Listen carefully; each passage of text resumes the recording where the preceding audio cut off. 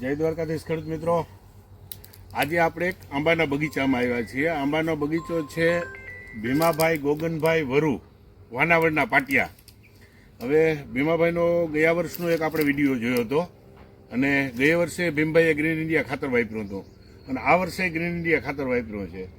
તો ભીમભાઈ, ગયા વર્ષે તમે ગ્રીન ઇન્ડિયા ખાતર વાપર્યું હતું અને તમને શું રિઝલ્ટ મળ્યું હતું ગયા વર્ષનું? ગયા વર્ષનું રિઝલ્ટ બહુ જોરદાર હતું. ગયા વર્ષે તો ખાલી ટ્રાયપુર તો આપણે 25 ઠેલી જ વાપરી હતી. બરાબર. અને આ વર્ષે 50 ઠેલી વાપરવી છે. બરાબર બરાબર. અને જે આનો જે માલ થાય છે ને ભાઈ, હા, ગ્રીન ઇન્ડિયા ખાતર નાખીને, હા, એ લગભગ એ માનો ને કે 400 ગ્રામની તો કેરી થાય છે. હા, હા, અને એવડું બધું ફ્લાવરિંગ અને એવડું બધું બંધારણ થાય છે ને, હા, એમાં કોઈ ઘટે જ નહીં. બરાબર. બીજું ભીમભાઈ, તમે આ ગયા વર્ષની વાત કરી, આપણે ગયા વર્ષની અગાઉના વર્ષમાં તો ગ્રીન ઇન્ડિયા તમારી પાસે નહોતું ને અમારી પાસે આ નહોતું. નહોતું. તો એ સમયમાં તમે બીજા જે ખાતરો કે દવાઓ કે વાપરતા, તો એમાં શું બેનિફિટ રહેતો કે એમાં એના કરતા આમાં શું બેનિફિટ વધારે એમાં રહેતો? બંધારણ ઓછું થતું, ફ્લાવરિંગ એ ઓછું આવતું. બરાબર. અને ગ્રીન ઇન્ડિયા વાપર્યા પછી તો છે ને જોરદાર બંધારણ અને ફ્લાવરિંગ છે બે. બરાબર. ખૂબ સરસ ખેડૂત મિત્રો. ભાઈ, આંબાનું બધાનું શૂટિંગ કરી લ્યો વ્યવસ્થિત. અને આ ખાતર છે ને ભાઈ, હું તો એમ કહું ઝાડવા વાળાને તો વાપરવું જ જોઈએ ફરજિયાત. હા, નહીં, ફ્લાવરિંગમાં બહુ સારું કામ બહુ છે. સારું ફ્લાવરિંગમાં અને બંધારણમાં એવું છે. નકર બંધારણ ફ્લાવરિંગ હોય પણ ખરી જતું હોય. પણ પાછું 100% ઓર્ગેનિક. 100% ઓર્ગેનિક. બરાબર. આ જ વપરાય.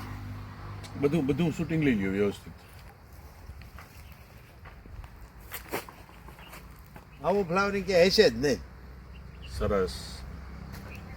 પછી તમારે તો આમાં કાજુ ને લીંબુડી ને એવું ઘણું બધું છે ને? બધું કાજુ, લીંબુ, ડ્રેગન ફ્રૂટ.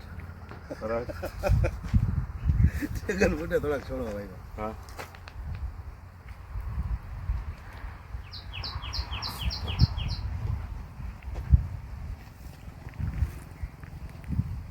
તો ખેડૂત મિત્રો, આ રિઝલ્ટ તમારે કોઈને જોવું હોય તો વાનાવડના પાટીએ ભીમાભાઈ ગોગનભાઈ વરુ. ભીમભાઈ, તમારો મોબાઈલ નંબર બોલો. 93 55 58 કોઈ પણ 58. અને ખેડૂતને ગયા વર્ષે આપણે પુષ્કળ કેરી થઈ હતી એમ. ગયા વર્ષે નકર ક્યાંય નહોતું. તો કોઈ પણ ખેડૂતને આંબાના પાક બાબતમાં અભિપ્રાય લેવો હોય તો ભીમભાઈનો કોન્ટેક્ટ કરજો. પુષ્કળ કેરી ગયા વર્ષે પુષ્કળ ઉતરી.